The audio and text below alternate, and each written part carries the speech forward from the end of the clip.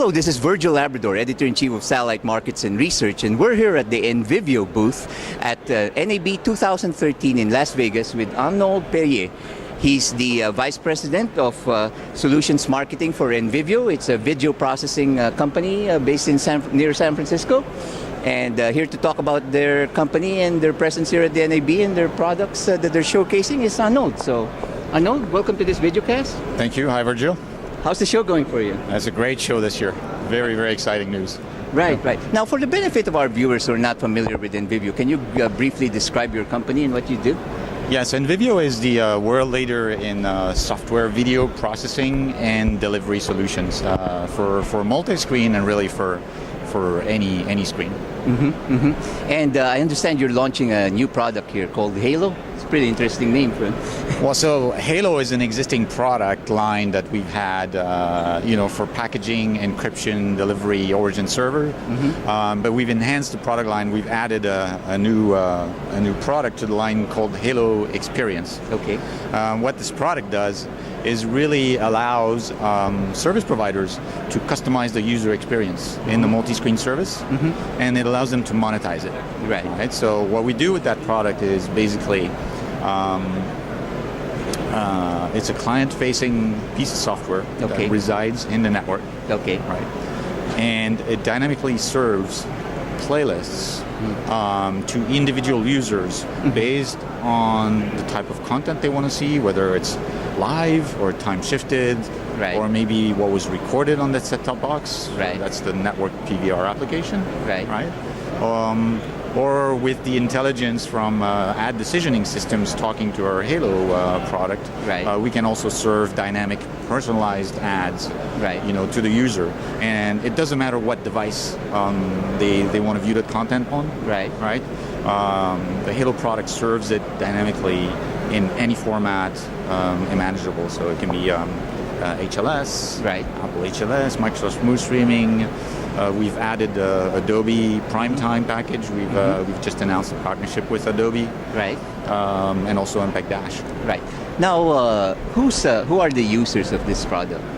Who are your customers? Oh, so many tier one telco and cable companies, worldwide, So we've deployed Halo in multiple service providers, So for live packaging, on demand, and we're now in the process of deploying Halo for new applications like targeted ad insertion and network DVR.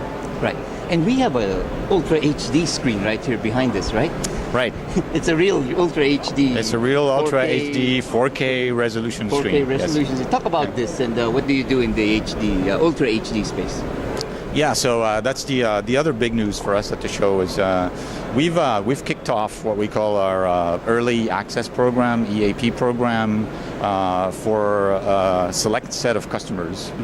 We've been working with Broadcom on the decoding side, and what we do is we basically make our first revision of the HEVC codec on demand and then live, available to those customers in the lab to set up an end-to-end chain and really trial the technology, all the way from the source to the decoders, So we're working with Broadcom to flush out all the issues, interrupt issues potentially, so that when deployment time comes later this year, they're ready to go, and so we encode a variety. We can encode in a variety of resolutions and screens. The video you see behind me was 4K content encoded in real time in HEVC at 20 megabits per second.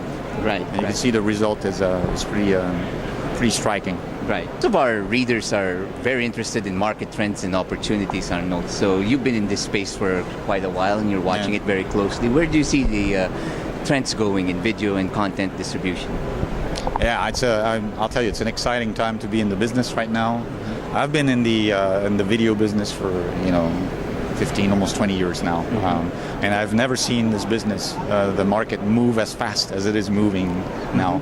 Every day, almost every day, there's a new device coming out, with higher and higher resolutions, Not only on the big screens, but also on the small the small tablets and phones, right? Right.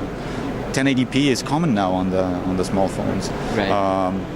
Cable companies are starting to deliver their live cable channels, for instance, to over the top, directly to smart TVs or to the Roku boxes, for instance, right? Right. Time Warner, for instance, delivered their live cable channels to Roku. Right. Right. Right. And it looks even better than the service looks even better than the cable than their regular cable HDMI2 channels. Right. And so we provide technologies. Things like True Motion, 60 frames per second, to enable the big screen experience on those over-the-top and multi-screen deployments, right?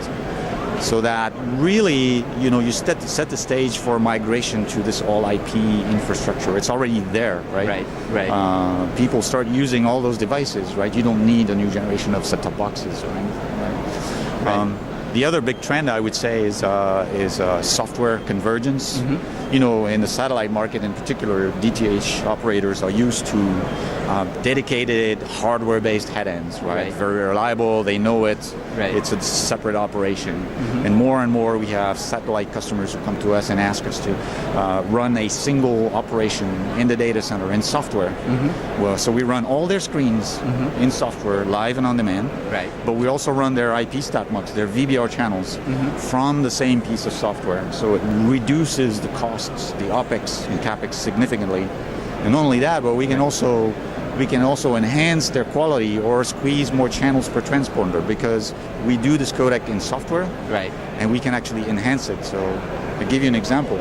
All the work we're doing in HEVC now, we're actually using some of the concepts, the codec concepts, and we apply them to the old codecs like MPEG-2 and H.264, so that we're actually able to even enhance the performance of the legacy codecs for set-top boxes, right?